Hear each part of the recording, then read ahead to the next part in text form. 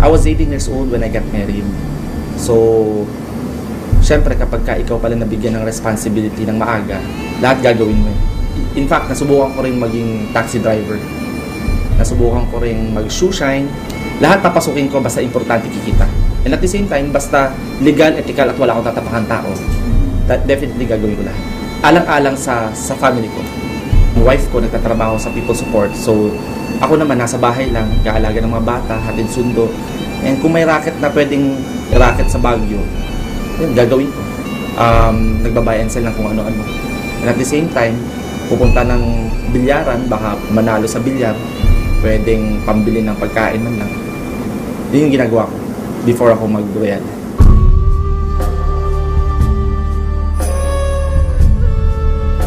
Yung wife ko naman, well-off yung family nila.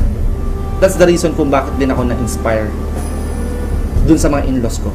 Dahil nga, kahit pa paano okay yung buhay nila, sabi ko, hindi pwedeng habang buhay wala na lang mangyayari sa buhay ko. Dapat may mapatunayan ako sa kanila. The reason kung bakit ako lumalabas everyday, it's because of yung pamilya ko. Tititigan ko sila, ito ba yung gusto kong buhay para sa kanila? Gusto ko yung maibigay yung the best na buhay para sa family. Talagang nagdasal na ako kay Lord. Sabi ko, Lord, bigyan mo ako ng break. Bigyan mo ako ng isang opportunity na pwedeng mabago yung buhay ko. At pag nabago yung buhay ko, pagka ako nagkaroon ng break sa buhay ko, ibabalik ko rin yan sa tao. So, yun yung dumating si Royal. Actually, ang una kong tinignan nung pumasok ako sa Royal, yung nag-invite sa akin. So, na-inspire ako sa kanya. Tapos, pinunta niya ako dito sa Manila. Kinausap ko si Pres at saka si Chairman. Sabi ko, ibang klase yung management. Ibang klase yung vision nung may-ari. Ibang klase yung mancom ng Royal. Yun ang nakita ko sa Royal Business Club. Yung integrity at credibility ng may-ari at ng management. Ibang klase yung determination ng presidente at chairman. So kung determinado yung may-ari, mas, kumbaga, mahahawa ka eh.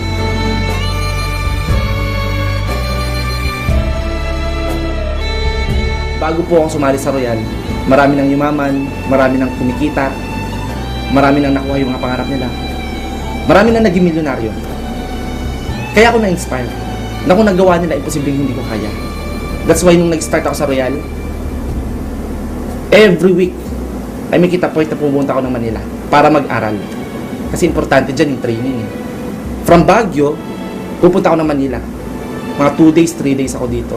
Wala pa akong pera at that time, nagre-rent lang ako ng apartel doon sa tapat mismo ng Royal. So, para mas madali, nagko-commute lang ako. Nagbabas lang ako. At habang nasa bus ako, umiyak ako, sabi ko, Lord, alam ko may mangyayari sa akin. Alam ko hindi mo ako papabayaan. Kumbaga lahat inalay ko talaga sa kanya. So, nung nasa bus po ako, actually, iniisip ko na bakit yung mga ibang kaibigan ko hindi naniniwala sa akin. Yun yung mga umaandar sa utak ko nun. Yung mami ko hindi rin naniniwala, yung mga kapatid ko, pamilya ko hindi naniniwala. Ang daming rejection, ang daming discouragement, yung mga ine-expect kong sasali, hindi sumasali. Sobrang nakakaiyak. Isa lang sinabi ko sa isip ko noon. Sabi ko, these people, my family, my loved ones, my relatives, my friends, these people will be proud of me later on. Sabi ko, lahat ng hirap, may katumbas na sarap.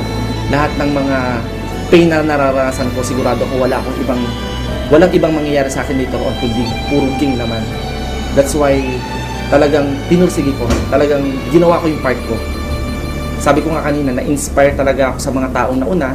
Ibig sabihin, pag may nauna, may susunod. At ang mindset ko sa sarili ko, walang ibang kasunod kundi ako.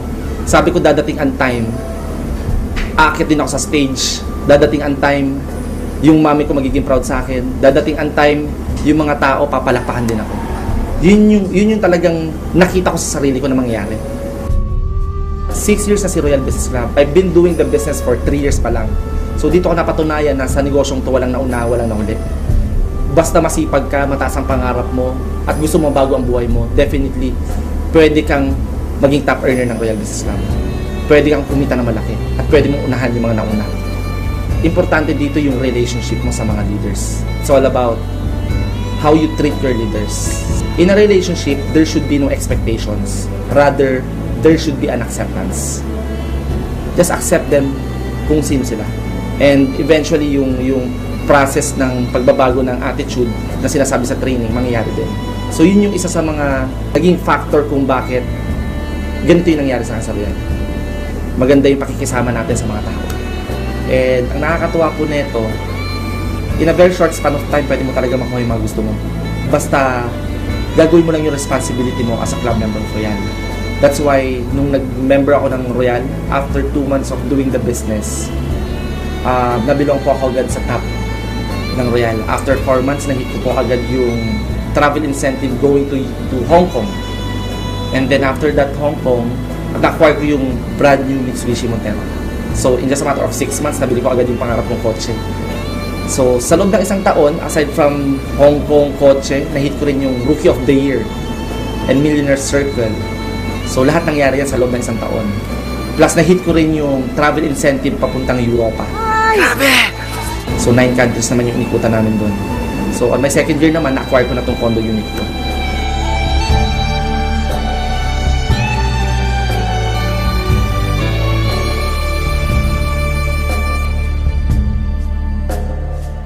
Tapos nahit ko rin yung papuntang Brazil. Especially kung lagi mong kasama ang Panginoon.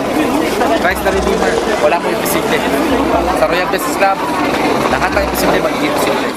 Nakakatuwa dahil bukod dun sa mga accomplishment na nakuha ko in my life, yung mga pag-aaral ng mga anak ko, napunta ko sila sa magandang eskwelahan.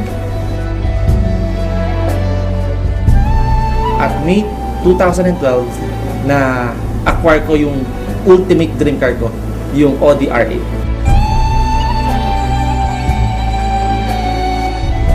Amazing. Amazing yung nangyari sa buhay ko.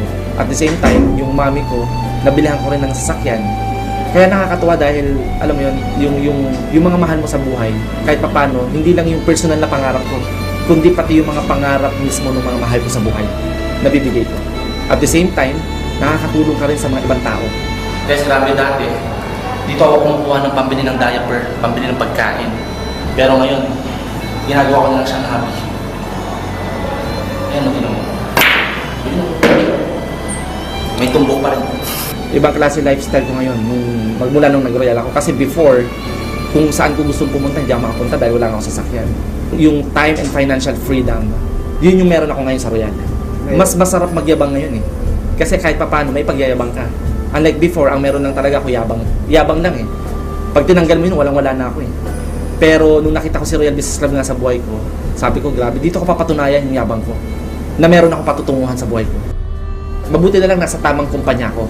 Kasi kung hindi ako nasa tamang kumpanya, malamang wala rin mangyari sa buhay ko. Hindi ito ibang kumpanya eh. This is Royal.